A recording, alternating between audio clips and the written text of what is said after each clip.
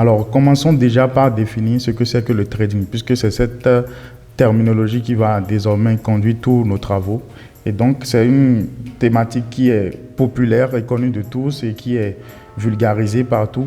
Et aujourd'hui, il me plaît, avant de commencer, de définir cela pour que nous soyons au même niveau d'information. Alors, qu'est-ce que le trading?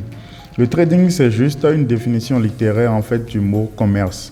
Donc, le trading, c'est une opération commerciale qui réunit donc des acheteurs, des vendeurs et qui les met en relation par le biais d'un produit.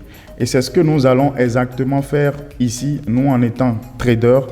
Nous irons sur le marché à la quête d'opportunités, à la quête d'acheter des produits, à la quête de vendre des produits. Et nous allons exactement nous comporter comme des personnes qui vont dans un marché, dans un lieu commercial. La simple différence ici avec le marché classique et traditionnel que nous connaissons et que vous connaissez tous, c'est que nous n'allons pas forcément acheter des produits avec lesquels on va rentrer à la maison. On ne va pas posséder ces produits, bien que nous les achetons, bien que nous les vendons. On ne va pas directement rentrer à la maison et les posséder sur nous. Alors ici, nous allons beaucoup plus faire de la spéculation et c'est ce qui rend le trading plus intéressant puisque nous pouvons acheter des produits directement que nous ne possédons pas et nous pouvons aussi les vendre parce que spéculer, c'est juste agir sur le prix, anticiper la hausse du prix ou la baisse du prix. Alors je vais mieux illustrer ce que c'est que la spéculation pour que vous puissiez me suivre. Alors, quand je parle de spéculation, c'est juste l'altruisme, c'est juste de l'opportunisme. Je suppose que j'ai ce téléphone en main tout de suite et que tout le monde s'accorde sur le fait que ce téléphone, son prix est de 100 € et que vous avez des informations avec vos analyses, vos données, vous êtes certain que d'ici 2, 3, 4 jours, ce téléphone va valoir 500 €. Alors, qu'est-ce que vous faites systématiquement si vous êtes un opportuniste? Alors, vous allez directement, si vous disposez de moyens, aller acheter suffisamment de téléphones, pour que lorsque le prix quitte 100 € pour aller à 500 €, vous puissiez faire une marge bénéficiaire, vous puissiez faire en fait du profit. Et voilà, vous venez de spéculer. C'est tout simple. Lorsque le trader a des informations, après ces analyses, lorsqu'il constate que voilà, le produit en face duquel il va prendre de la valeur, il agit simplement sur le prix, il va acheter en espérant que les prix prennent de la valeur et lorsque les choses vont se dérouler comme tel, ce trader va faire de la plus-value et donc du bénéfice. Et inversement, il arrive parce que ce sont les réalités du trading et il faudrait déjà commencer à vous y habituer.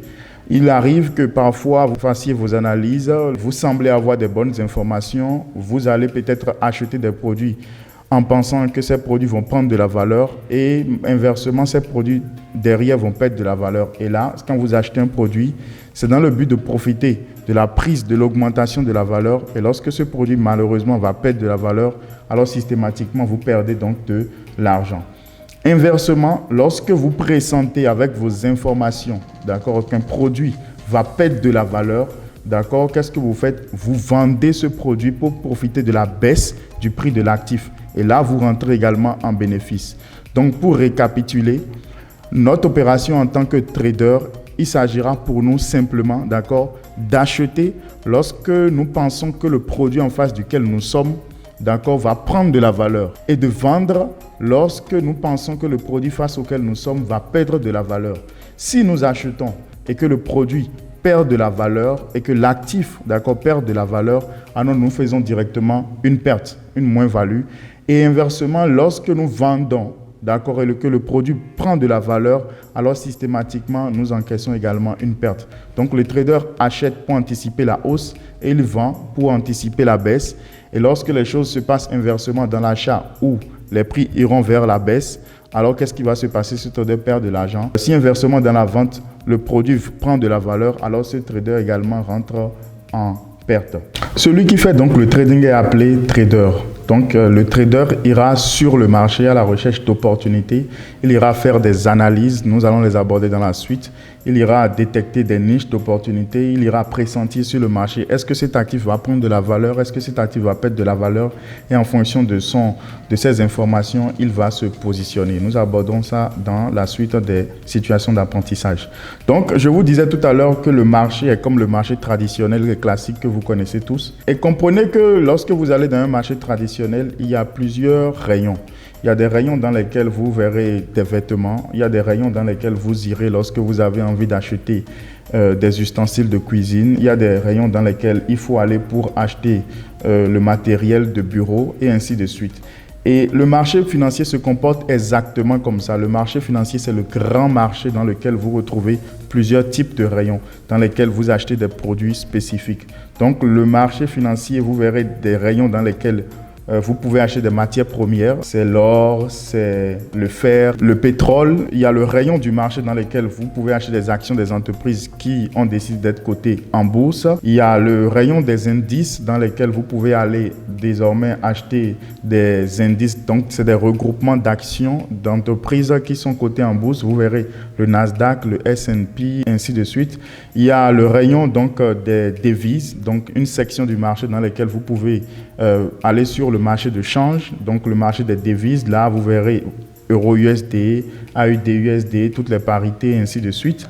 Et donc, il y a le rayon donc, des crypto-monnaies donc, que vous connaissez certainement, BTC, Ethereum, ainsi de suite. Il y a les métaux et même aujourd'hui, il y a ce que nous appelons les indices synthétiques, volatility, et nous allons l'aborder bien sûr dans la pratique technique, dans l'analyse graphique, dans la suite donc, de ces vidéos. Donc, je disais tout à l'heure que le trader, son but, c'est de pouvoir aller sur un marché. Il doit pouvoir s'orienter dans une section. Le but n'est pas de trader tous les marchés, d'accord? Je vous recommande vivement de vous spécialiser dans un ou deux marchés de façon claire pour pouvoir gagner très vite en expérience, pour pouvoir gagner très vite dans votre challenge, pour pouvoir découvrir au mieux ce qui se passe, parce que chaque marché a ses réalités, ses spécificités, et plus vous vous spécialisez, vous vous concentrez sur un marché ou deux, et plus vous évoluez très rapidement dans la compréhension donc des choses. L'activité donc du trading est libérale, c'est une activité légale, d'accord? En pratiquant le trading, vous n'enfreignez aucune règle, à moins que vous décidez de le faire. Et elle est libérale dans la mesure où vous pouvez la pratiquer partout où vous voulez. Il suffira pour vous juste d'avoir un PC, une connexion Internet et donc accès au marché, donc à la plateforme que nous allons découvrir dans la situation d'apprentissage 2. Et donc à partir de ces informations, vous pouvez déjà aller sur le marché à n'importe quel moment, d'accord, pour pouvoir aller à la quête donc des opportunités. C'est un tout petit peu ce que je voulais aborder avec vous en ce qui concerne le trading, en ce qui concerne la définition même du trading, et j'espère que vous aurez retenu quelque chose